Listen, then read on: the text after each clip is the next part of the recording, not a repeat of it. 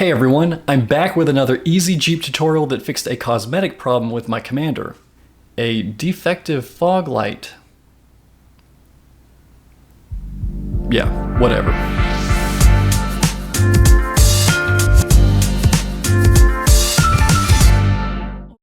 So I made a video 4 years ago showing how to apply smoky film to the Jeep Commander's fog lights.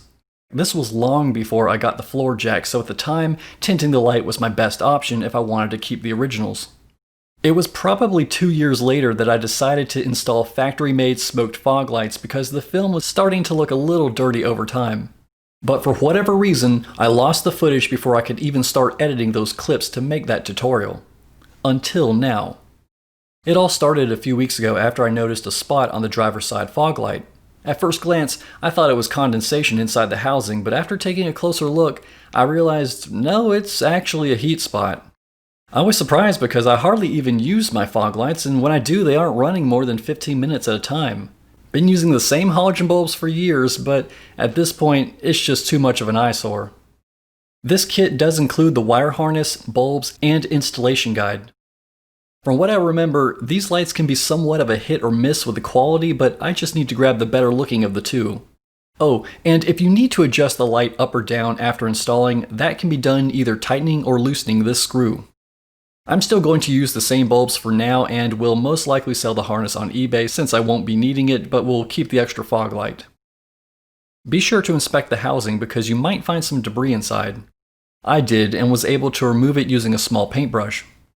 Before attaching, look for the word top on the outside of the housing and you'll avoid trying to install this upside down. You don't have to, but this project will be a lot easier if the Jeep is lifted. I'll have a link to that video in the description.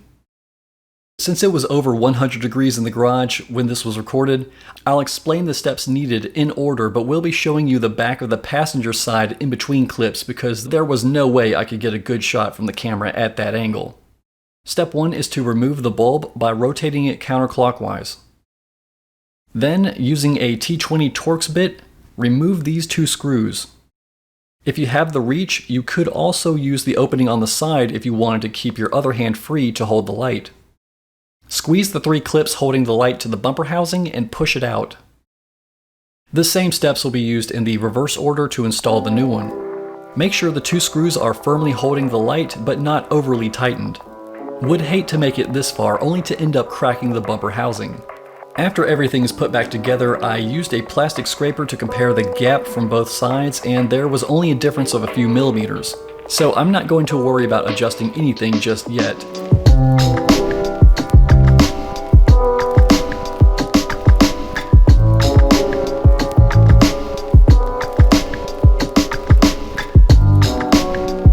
From start to finish, this project should take around 30 minutes once you have your tools ready and is one of the cheaper upgrades for the Commander.